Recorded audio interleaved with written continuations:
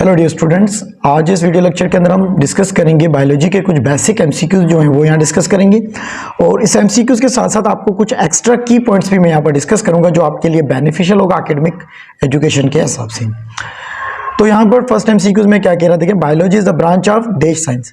तो बायोलॉजी वैसे तो एक साइंस है, ठीक है, तो ये साइंस की ब्रांच है, तो इसका राइट जो होगा वो क्या होगा, ए। तो बायोलॉजी जो है वो नेचुरल साइंस की क्या है, ब्रांच है। दूसरा जो बायोलॉजी वर्ड है ये दो वर्ड का कॉम्बिनेशन है। ये जो वर्ड एक नजर आ रहा है आपको बायो, ठीक है, और दूसरा जो वर्ड नजर आ रहा है इसके अंदर कौन सा है, लॉजी। तो वर्ड बायो का मतलब होता है क्या, लाइफ, ग्रीक वर्ड से लिया गया। ये भी याद रखिएगा कि बायोलॉजी जो है वो ग्रीक वर्ड है, ग्रीक ज़बान कह रहे होते हैं, ठीक है। और लॉजी का मतलब होता है क्या कहना, स्टडी।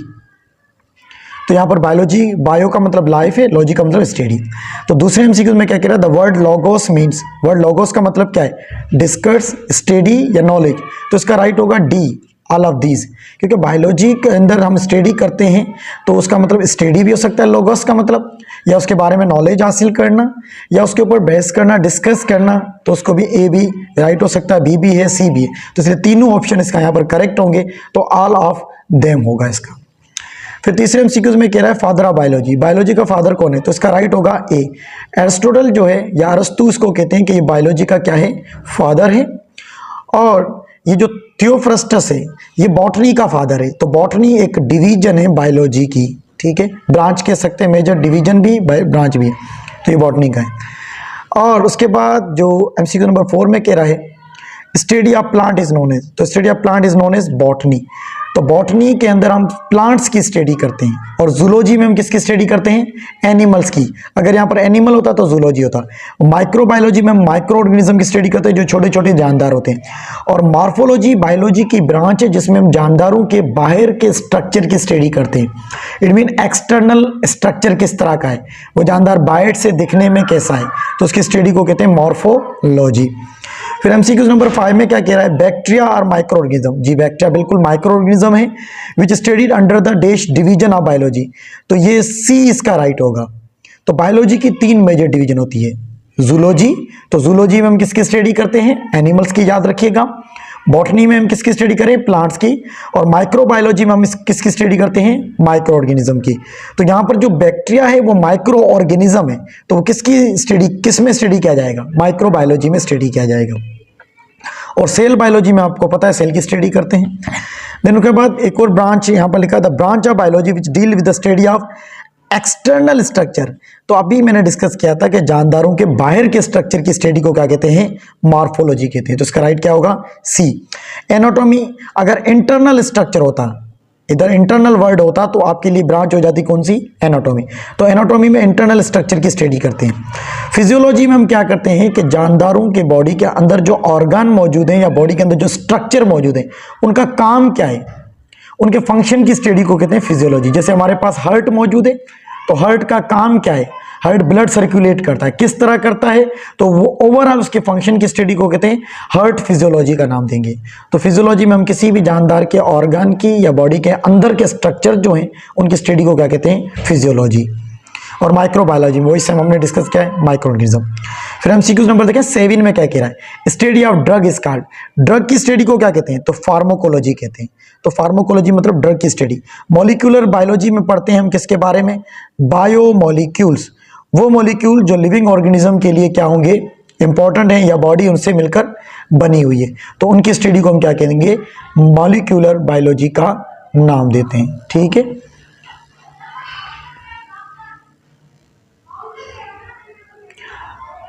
उसके बाद हमारे पास एमसीक्यूज नंबर 8 में क्या कह रहा है, देखें 8 में कह रहा है increase quantity and quality of fish production. तो ये एक किस्म का प्रोफेशन है बायोलॉजी के अंदर फिश से रिलेटेड, कि जिसमें हम फिशेस को बनाते हैं, मतलब कि क्वांटिटी प्रोड्यूस करते हैं, नए फिशेस को प्रोड्यूस करना और उसकी क्वालिटी प्रोड्यूस करना, तो वो किस में स्टडी करेंगे, फिशरीज डिपार्टमेंट के अंदर, ठीक है। फिर उसके बाद एमसीक्यूज नंबर 9 में कह रहा है organism contain incomplete nucleus and do not contain membrane bounded organelle are known as, तो उनको क्या कहेंगे, प्रोकैरियोटिक। तो देखें जानदार अर्थ के ऊपर जो होते हैं लिविंग, वो दो तरह के, या यूकैरियोटिक होंगे या प्रोकैरियोटिक है। तो प्रोकैरियोटिक ऑर्गेनिज्म के पास जो न्यूक्लियस होता है वो इनकम्प्लीट होता है, क्योंकि इनके पास न्यूक्लियर मेम्ब्रेन नहीं होती है। पॉइंट को नोट कीजिएगा कि वो जानदार जिनके पास न्यूक्लियर मेम्ब्रेन एब्सेंट हो या इनकम्प्लीट न्यूक्लियस हो, और दूसरे मेम्ब्रेन बाउंडेड ऑर्गेनेल के सेल के अंदर जो दूसरे ऑर्गेनेल होते हैं, उनके पार्ट्स होते हैं, उनके ऊपर भी मेम्ब्रेन ना हो, तो उन जानदारों को क्या कहेंगे? प्रोकैरियोटिक ऑर्गेनिज्म या सेल को कहेंगे प्रोकैरियोटिक। तो यूकैरियोटिक में कहते हैं कंप्लीट न्यूक्लियस होता है। अगर यहां पर वर्ड कंप्लीट न्यूक्लियस होता तो इसका राइट क्या होता? यूकैरियोट। तो यूकैरियोटिक में वो जानदार आते हैं जिनके पास कंप्लीट न्यूक्लियस हो और प्लस उनके अंदर मेम्ब्रेन बाउंडेड ऑर्गेनेल्स प्रेजेंट हो। ठीक है। फिर 10 में कह रहा है डीएनए स्टैंड फॉर, डीएनए की फुल फॉर्म क्या? तो इसका राइट होगा बी, डीऑक्सीराइबोन्यूक्लिक एसिड राइट होगा। तो डीएनए का डीऑक्सीराइबोन्यूक्लिक एसिड है। इसी तरह आपने वर्ड आरएनए भी सुना होगा, तो आरएनए कहते हैं राइबोन्यूक्लिक एसिड को कह रहे होते हैं। फिर एमसीक्यू नंबर 11 में क्या कह रहा है? The study of remote past organic life with the help of fossil is known as. अब जानदार जो कुछ टाइम पहले मौजूद थे अब वो खत्म हो चुके हैं, लेकिन वो हमें फॉसिल्स की फॉर्म में मिलते हैं। तो सिंपली कहते हैं फॉसिल की स्टडी को क्या नाम देंगे? पैलेंटोलॉजी का नाम देंगे। ठीक है। तो बायोटेक्नोलॉजी में हम क्या पढ़ते हैं? बायोटेक्नोलॉजी में हम उन जानदारों की स्टडी करते हैं या उन चीज़ों की स्टडी करते हैं जिनसे ह्यूमन या कोई और जानदार को फायदा पहुंचाया जा सकता है बाय द हेल्प ऑफ बायोटेक्निक्स, कि इसमें कुछ टेक्निक्स इस्तेमाल की जाती हैं, टेक्निक्स यूज़ की जाती हैं जानदारों को फायदा पहुंचाने के। और पैरासिटोलॉजी में किसकी स्टडी करते हैं? पैरासाइट्स की स्टडी करते हैं। मॉर्फोलॉजी सेम वो हम डिस्कस कर चुके हैं। 12 नंबर एमसीक्यूज में क्या कह रहा है? Which one is incorrect statement? 4 statement में कौन सी स्टेटमेंट गलत है? तो study of heredity known is genetics, ये भी राइट है। The study of parasite known is parasitology. अब देखिए पैरासाइट क्या होते हैं? वो जानदार जो किसी जानदार की बॉडी में रहते हो और उन्हें नुकसान पहुंचाते हो और खुद फायदा हासिल करते हो, तो उन जानदारों को हम नाम क्या देते हैं? पैरासाइट्स का नाम देते हैं। तो study of parasite is known as parasitology. तो animal study of tissue of plant and animal known as histology, ये भी राइट है। तो यहाँ पर देखिए इनकरेक्ट पूछ रहा है कि कौन सी स्टेटमेंट गलत है, तो उसका राइट है डी, क्योंकि कैरियोलॉजी है वो डीएनए की स्टडी नहीं होती है। कैरियोलॉजी में हम न्यूक्लियस की स्टडी करते हैं कि सेल के अंदर जो न्यूक्लियस होता है उसकी स्टडी को क्या कहेंगे? कैरियोलॉजी। तो डी इसका राइट है क्योंकि ये इनकरेक्ट स्टेटमेंट है। उसके बाद एमसीक्यू नंबर 13 में कह रहा है Allah says we made every living thing from, कि अल्लाह ताला ने फरमाया कुरान के अंदर कि हमने हर जानदार को किससे बनाया है? तो वाटर से बनाया हुआ है। ठीक है, ये राइट है। 14 में कह रहा dash was the considered the father of medicine, तो इसका राइट होगा बी, बुएलिसिना was considered the father of medicine. Impact of biological study on human welfare is are, कि बायोलॉजी की मदद से हम क्या क्या हासिल कर सकते हैं? तो ये आदमी बायोलॉजी से हम फूड प्रोड्यूस करते हैं, बीमारियों को भी कंट्रोल करते हैं, पॉल्यूशन को भी कंट्रोल करते हैं। तो इसका जो राइट होगा वो क्या होगा? डी राइट होगा। ठीक है, ऑल ऑफ दीज ये सारे काम करते हैं। दूसरा लिखा है एक group of lines and zebras make, तो एक देखें ग्रुप है लाइन्स का, दूसरा है जेब्रास का, तो वो बनाते हैं कम्युनिटी। क्या बनाते हैं? कम्युनिटी। क्योंकि पॉपुलेशन के अंदर हमारे पास अगर बायोलॉजी में पढ़ा है तो सेम स्पीशीज आती हैं एक जैसी। अगर लाइन्स का ग्रुप होता तो पॉपुलेशन के थे, लेकिन लाइन्स के साथ जेब्रा भी हैं, तो दो अलग अलग किस्म के जानदार हैं, अलग अलग किस्म के स्पीशीज हैं, तो इनके ग्रुप को नाम क्या देंगे? कम्युनिटी का नाम देंगे। ठीक है। और इकोसिस्टम किसको कहते हैं? लिविंग और नॉन लिविंग का जो रिलेशनशिप होता है उसको कहते हैं इकोसिस्टम। और स्पीशीज आपको पता है बायोलॉजिकल यूनिट एक क्लासिफिकेशन का या बेसिक यूनिट कह सकते हैं क्लासिफिकेशन का। तो ये पॉइंट देखें, मैं एमसीक्यूज के साथ दूसरे ऑप्शन भी इसलिए बता रहा हूं ताकि आपको माइंड के अंदर रहे, तो इससे रिलेटेड भी एमसीक्यूज बन सकता है। तो यहाँ पर लिखा basic unit of biological classification, तो कौन सा होगा? डी राइट है। तो स्पीशीज हम कहते हैं वो जानदार जो एक जैसे हों, मॉर्फोलॉजिकली सिमिलर हों और आपस में सेक्सुअली रिप्रोड्यूस करके अपनी तरह के बच्चे बना सकते हों, तो उसको कहते हैं स्पीशीज। फिर कहते हैं glucose, amino acids and fatty acid are, तो उनको क्या कहेंगे हम? माइक्रोमोलिक्यूल्स कहेंगे, क्योंकि ये मॉलिक्यूल्स हैं। पहली बात तो glucose, amino acid, fatty acid ये मॉलिक्यूल्स हैं, लेकिन ये छोटे मॉलिक्यूल्स होते हैं इसलिए कहते हैं माइक्रोमोलिक्यूल। लेकिन जैसे ग्लूकोज मिलकर कार्बोहाइड्रेट बन जाता है, सेल्यूलोज, स्टार्च, तो ये बड़े बन जाएंगे। अमाइनो एसिड मिलकर प्रोटीन बन जाएगा, फैटी एसिड मिलकर लिपिड बन जाएंगे, तो वो मैक्रो बन जाएंगे, तो बड़े मॉलिक्यूल्स हैं। लेकिन यहाँ पर इनके एग्जाम्पल जो लिखे हुए क्या हैं? ये छोटे मॉलिक्यूल्स होते हैं, स्मॉल मॉलिक्यूल्स हैं, माइक्रोमोलिक्यूल कहेंगे इनको। Which of the following is are molecule, नीचे दिया गया इनमें कौन से मॉलिक्यूल है? तो लाजमी अभी हमने कहा डीएनए भी मॉलिक्यूल है, याद रखिएगा, ये भी मॉलिक्यूल है, C6H12O6, तो याद रखिएगा ये किसका फार्मूला है? ग्लूकोज का फार्मूला है। तो ये एमसीक्यूज में आ सकता है कि ग्लूकोज का केमिकल फार्मूला क्या है? C6H12O6। और वाटर H2O, तो ये वाटर भी क्या है? मॉलिक्यूल है, और इसको राइट करेंगे डी राइट है। ये सारे के सारे मॉलिक्यूल्स हैं। ठीक है।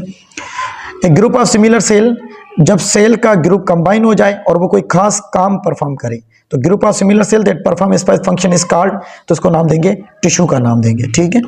क्योंकि जब सेल मिलते हैं तो हमारी बॉडी में क्या बनते हैं, टिश्यू बनते हैं। इसी तरह एटम, सबसे पहले जो लाइफ स्टार्ट होती है वो सब एटॉमिक पार्टिकल से स्टार्ट करते हैं। इलेक्ट्रॉन, प्रोटॉन, न्यूट्रॉन वो मिलकर एटम बनाते हैं, और एटम मिलकर क्या बनाते हैं, मॉलिक्यूल्स, बायोमॉलिक्यूल्स। फिर वही बायोमॉलिक्यूल्स मिलकर ऑर्गेनेल्स, और ऑर्गेनेल्स मिलकर क्या बनता है, साइटोप्लाज्म पूरा बन जाता है, और वो बनकर सेल, और सेल से मिलकर बनते हैं टिश्यू, ठीक है। और टिश्यू मिलकर क्या बनाते हैं, ऑर्गन, और ऑर्गन मिलकर बनाते हैं ऑर्गन सिस्टम, और ऑर्गन सिस्टम बनकर मिल जाते हैं एक complete living organism, multi cellular organism. तो ये पॉइंट को याद रखिएगा, ठीक है। एक और एमसीक्यूज यहाँ पर, एक अच्छा सा एमसीक्यूज मौजूद है, सिलेक्ट द ऑड वन। इसमें पूछ रहा है कि ओड वन क्या है। देखिए ओड वन का मतलब है, देखिए आपके पास 4 ऑप्शन में, इन 4 ऑप्शन में 3 ऑप्शन ऐसे होंगे जो एक दूसरे से मिलते जुलते हैं, लेकिन एक ऑप्शन जो होगा उनसे थोड़ा बहुत अलग होगा। जैसे देखिए यूगलनिया, एमोबा, पेरीमिशियम, ये तीनों यूकैरियोटिक हैं, लेकिन फ्रॉग भी यूकैरियोटिक है, तो इसका मतलब 4 ऑप्शन राइट नहीं। यहां पर पूछ रहा है कि एक कोई ना कोई चीज होगा जो डिफरेंस आएगा। तो यूगलनिया, एमोबा एंड पेरामिशियम, ये तीनों जानदार जो हैं वो यूनिसेल्यूलर हैं। यूनिसेल्यूलर का मतलब जिनकी बॉडी में सिर्फ एक सेल हो, ठीक है। और फ्रॉग जो है ये मल्टी सेल्यूलर है। फ्रॉग क्या है, मल्टी सेल्यूलर है, क्योंकि इनकी बॉडी में आपको एक से ज्यादा सेल मिलेंगे, तो इसका राइट होगा डी। तो ये देखें ये अकेला है, सेपरेट है, लेकिन 3 एक जैसे हैं, तो इसका मतलब ओड वन, जो यहां से मिलता जुलता नहीं हो, तो फ्रॉग यहां से नहीं मिलता, तो इसका राइट होगा डी। 21 में कह रहा है अलशहत is a book written on. अब एक किताब का नाम है अलशहत, वो किसने लिखी है, अब्दुल मलिक असमी ने लिखी है, ये भी याद रखना है। और किसके ऊपर लिखी है, शीप के ऊपर लिखी हुई है, ठीक है। उसके अलावा the study of non living things is called, non living things की स्टडी को क्या कहते हैं, तो फिजिकल साइंस कहेंगे। अगर लिविंग होंगे तो बायोलॉजिकल साइंस है, और नॉन लिविंग होंगे तो फिजिकल साइंस है। The scientific name of line is, scientific line का जो लाइन है, ठीक है, उसका साइंटिफिक नेम क्या है। देखिए बायोलॉजी में कुछ जो मतलब जितने जानदार हैं उनके साइंटिफिक नेम रखे हुए हैं, तो इसका राइट होगा पैंथेरा लियो, तो ये इसका साइंटिफिक। पायरस मेलस जो है साइंटिफिक नेम है किसका, एप्पल का, ये भी याद रखिएगा। और राना टिग्रिना जो है ये साइंटिफिक नेम किसका है, फ्रॉग का है, ये भी याद रखिएगा। और ज़ैंथरा डियो किसी का भी नहीं है। एक और एमसीक्यूज 24 नंबर पे हमारे पास यहाँ पर एमसीक्यूज स्टार्ट हो रहे हैं। 23 हमने डिस्कस कर लिए। 24 में देखिए क्या है, science of classification is known as, कि जानदारों की जो क्लासिफिकेशन है, जिसमें हम जानदारों को क्लासीफाई करते हैं ग्रुप के अंदर, तो उसको नाम देते हैं टेक्सोनॉमी। तो टेक्सोनॉमी बायोलॉजी की ब्रांच है जिसमें हम जानदारों को आइडेंटिफाई करते हैं, उनको रिकॉग्नाइज करते हैं, फिर उनकी हम नेमिंग करते हैं और उनकी ग्रुपिंग करते हैं। तो इस तरह की जो साइंस होगी कि जानदारों को क्लासीफाई करना है, तो किस में स्टडी करेंगे, टेक्सोनॉमी है, ठीक है। बायोलॉजी तो वैसे स्टडी ऑफ लाइफ या लिविंग ऑर्गेनिज्म की स्टडी को कहते हैं। मॉर्फोलॉजी एक्सटर्नल स्ट्रक्चर की स्टडी को कहते हैं। एनाटॉमी इंटरनल स्ट्रक्चर की स्टडी को कहते हैं। अब देखिए कभी कभी इस तरह के एमसीक्यूज भी आते हैं। Select the mismatch. अब 2 आपको बॉक्स नजर आ रहे हैं, इनमें कौन सा है जो मैच नहीं हो रहा है। देखिए सेल वॉल, तो लाजमी है सेल वॉल प्लांट्स के अंदर होती है, तो ये पॉइंट मैच हो रहा है। ऑटोट्राफिक, यस, जितने भी जानदार ऑटोट्राफिक है उनके पास क्लोरोफिल होता है, तो अपना खाना खुद बनाते हैं। तो एक होते हैं ऑटोट्राफिक, जो अपना खाना खुद बनाते हैं उनको कहते हैं ऑटोट्राफिक, और जो नहीं बना पाते उनको क्या कहते हैं, हेट्रोट्राफिक का नाम देते हैं। यहाँ लिखा है मल्टी सेल्यूलर और एमोबा, तो ये दोनों मैच नहीं हो रहे हैं, तो इसलिए कहते हैं ये मिस मैच है। क्योंकि मल्टी सेल्यूलर जो है वो मतलब एक से ज्यादा सेल वाले, तो एमोबा आपको पता है यूनिसेल्यूलर है, तो ये इसके साथ मैच नहीं हो रहा है, तो इसका राइट होगा सी। तो यूकैरियोटिक होमोसेपियंस, होमोसेपियंस का मतलब है ह्यूमंस, तो इंसान का जो साइंटिफिक नेम है वो क्या है, होमोसेपियंस है। तो देखिए एमसीक्यूज तो यहाँ पर आपको मैं 40 डिस्कस करूंगा, लेकिन देखिए आपको इन्हीं एमसीक्यूज के अंदर से 40 से ज्यादा जो ऑप्शन डिस्कस कर रहा हूं इन पे ध्यान दीजिएगा, ये आपके लिए मोस्ट इंपॉर्टेंट है। तो देखिए यहां पर आ सकता है कि भाई होमोसेपियंस क्या है, तो ये साइंटिफिक नेम है किसका, इंसानों का, ह्यूमंस का। या एमसीक्यूज पर human scientific name is known as, उसको क्या कहेंगे, होमोसेपियंस कहेंगे। तो यहां पर देखिए मल्टी सेल्यूलर का मतलब एक से ज्यादा सेल है, लेकिन वो एमोबा यूनिसेल्यूलर है, ये भी पॉइंट आ गया। क्लोरोफिल क्या है, क्लोरोफिल एक फोटोसिंथेटिक पिगमेंट है, मॉलिक्यूल है जो प्लांट के पास, अलजी के पास और कुछ बैक्टीरिया के पास भी मौजूद होता है, और ये फोटोसिंथेसिस में काम करता है, अपना खाना खुद बनाने के अंदर। तो उन जानदारों को कहते हैं ऑटोट्राफिक, ठीक। देन उसके बाद डेवलपमेंटल बायोलॉजी किसको कहते हैं। देखिए डेवलपमेंटल बायोलॉजी को एक और नाम देते हैं एम्ब्रियोलॉजी। आपके पास देखें ये भी पॉइंट आपको मिल गया, एम्ब्रियोलॉजी भी कहते हैं। सबसे पहले डेवलपमेंटल बायोलॉजी हम उसको कहते हैं कि जानदारों के अंदर जब स्पर्म और एग, तो ये 2 सेक्स सेल आपस में फ्यूज हो जाएंगे, फ्यूज होने के बाद क्या बन जाएगा, जाइगोट, फिर जाइगोट के बाद एम्ब्रियो बनेगा, तो उसकी स्टडी को कहते हैं एम्ब्रियोलॉजी या डेवलपमेंटल बायोलॉजी। तो इसमें लिखा ए, ग्रोथ ऑफ ऑर्गेनिज्म, ये नहीं होगा। Function perform by an organism, ये भी नहीं होगा। इसका राइट होगा सी, डेवलपमेंटल ऑकरिंग इन जाइगोट। कि जाइगोट कैसे बना है, जाइगोट के अंदर डेवलपमेंट आना और जाइगोट के बाद क्या बन जाना, एम्ब्रियो बन जाना। तो उसकी स्टडी को क्या कहते हैं, एम्ब्रियोलॉजी या डेवलपमेंटल बायोलॉजी, तो सी राइट होगा। उसके बाद कह रहा है amoeba is a dash and dash organism. Amoeba क्या है, सबसे पहले मैंने अभी डिस्कस किया, एमोबा यूनिसेल्युलर है, दूसरा यूकैरियोटिक होता है, तो इसका राइट सी होगा, ठीक है, यूनिसेल्युलर और यूकैरियोटिक। प्रोकैरियोटिक आपको सिर्फ अर्थ के ऊपर 2 ऑर्गेनिज्म मिलेंगे, ये पॉइंट नोट कीजिएगा, प्रोकैरियोटिक सिर्फ आपके पास 2 ऑर्गेनिज्म खास करके कहते हैं, बैक्टीरिया और साइनोबैक्टीरिया, ये प्रोकैरियोटिक है, बाकी सारे के सारे क्या हैं, यूकैरियोटिक है, प्लांट, अल्जी, फंजाई सारे यूकैरियोटिक है। दूसरे आपको लिखा बैक्टीरिया एंड साइनोबैक्टीरिया क्या है, तो याद रखिएगा बैक्टीरिया और साइनोबैक्टीरिया यूनिसेल्युलर भी होते हैं, एक सेल होता है इनके पास, और ये प्रोकैरियोट्स होते हैं और उनके पास सेल वॉल भी मौजूद होती है, तो इसका राइट होगा ए, ठीक है, ए राइट होगा 28 का। 29 में कह रहा है क्लोरोफिल क्या है। देखिए क्लोरोफिल एक ग्रीन फोटोसिंथेटिक पिगमेंट है जो आपको अल्जी के पास, प्लांट के पास मिलेगा, तो इसका राइट होगा सी। तो ग्रीन फोटोसिंथेटिक पिगमेंट है जो फोटोसिंथेसिस में काम करता है, किसके पास होता है, प्लांट के पास भी होता है, अल्जी के पास भी, और कुछ बैक्टीरिया के पास भी मौजूद होता है। उसके बाद डीएनए इज डीएनए क्या है, डीएनए ए राइट है इसका, न्यूक्लिक एसिड है, ठीक है। न्यूक्लिक एसिड के 2 टाइप हैं, एक होता है डीएनए और दूसरा होता है आरएनए, ये 2 न्यूक्लिक एसिड के टाइप है, याद रखिएगा। तो डीएनए के मैं ऑलरेडी बता चुका हूँ, डीऑक्सी राइबोन्यूक्लिक एसिड, और आरएनए कहते हैं राइबोन्यूक्लिक एसिड। 31 एमसीक्यूज में कह रहा है the cell is the physical as well chemical basis of, क्या कहेंगे इसको, कि the dash is the physical as well as chemical basis of the life, तो इसका राइट होगा क्या, प्रोटोप्लाज्म। तो प्रोटोप्लाज्म कहते हैं सेल के अंदर न्यूक्लियोप्लाज्म, साइटोप्लाज्म को मिलाकर कहते हैं, वो सेल का पार्ट है जो फिजिकल और केमिकल लाइफ बनाने में हेल्प करता है। Dash elements are called basic elements of the life, तो याद रखिएगा सिर्फ 6 एलिमेंट जो बेसिक एलिमेंट्स होते हैं, इनके नाम भी याद रखिएगा, कार्बन, सी, हाइड्रोजन, ऑक्सीजन, नाइट्रोजन, ठीक है, फास्फोरस, सल्फर, कितने हो गए, 1 2 3 4 5 6, ये बेसिक एलिमेंट है, carbon, hydrogen, oxygen, nitrogen, phosphorus and sulphur, नाम याद रखिएगा और नंबर भी याद रखिएगा। फिर उसके बाद लिखा है foundation of life based on chemicals, तो हर जानदार जो बना हुआ वो केमिकल्स के बना हुआ, बायोकेमिकल्स कह सकते हैं, बी राइट है इसका। Radio labelling and carbon dating also show some uses of radioactive isotope in determining the age of fossils, इसका राइट होगा एज। कि रेडियो लेबलिंग, अब देखें ये बायोफिजिक्स का टॉपिक है, इसमें हम बायोलॉजी से रिलेटेड फिजिक्स का रोल देखते हैं। तो कुछ रेडियोएक्टिव आइसोटोप्स यूज़ किए जाते हैं जहाँ लिविंग जो ऑर्गेनिज्म पहले मौजूद है उनकी एज को मालूम करना, जैसे कोई प्लांट है 1000 साल पुराना था, उसकी एज मालूम कर सकते हैं रेडियोएक्टिव लेबलिंग के जरिए, ठीक है।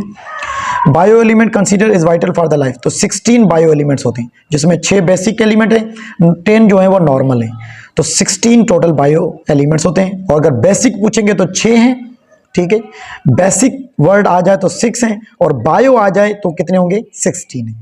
फिर नीचे एमसीक्यू नंबर 19 में क्या कह रहा है, सॉरी 36 में कह रहा है population is different from community due to population है, कि पॉपुलेशन कम्युनिटी से इसलिए मुख्तलिफ है क्योंकि पॉपुलेशन है the same group of species, इनके अंदर ग्रुप जानदार जो होंगे वो एक जैसे होंगे, जैसे इंसान है तो पॉपुलेशन है सारे, लेकिन इंसानों के साथ कोई और ऑर्गेनिज्म आ गया, कोई और एनिमल आ गया तो पॉपुलेशन नहीं रहेगी। तो पॉपुलेशन है same group of species living in specific habitat, but in community यहाँ पर आएगा different group of species living in specific habitat, तो इसका राइट क्या होगा, बी।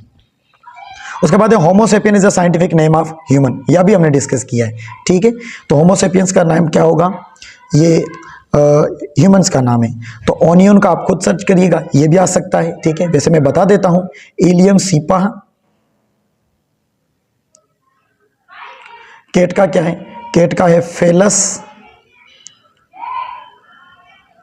केटस। पी प्लांट का क्या है, ये प्लांट का है, ठीक है, प्लांट, तो प्लांट का पिज्म सेटिवम। अब देखिए ये एमसीक्यूज में आ सकता है, ऊपर पूछ सकता है इलियम सीपा किसका, तो भाई ओनियन का होगा। फेलस केटस किसका है, तो केट का होगा। पिज्म सेटिवम है तो किसका होगा, पी प्लांट का, ठीक है। सेल वॉल ऑफ फंजाई, देखिए सेल वॉल किस किस जानदार में होती है ये भी याद रखिएगा। सेल वॉल आपको प्लांट के अंदर भी मिलेगी, बैक्टीरिया के अंदर भी मिलेगी, ठीक है, अल्जी के अंदर भी मिलेगी और उसके अलावा फंजाई के अंदर भी है। तो प्लांट की जो सेल वॉल है वो किसकी बनी हुई होती है, सेल्यूलोज की बनी हुई है। बैक्टीरिया की किसकी बनी हुई है, पेप्टाइडोग्लाइकेन की बनी हुई है। अल्जी की भी सेल्यूलोज की होती है, फंजाई की होती है काइटिन की बनी हुई है।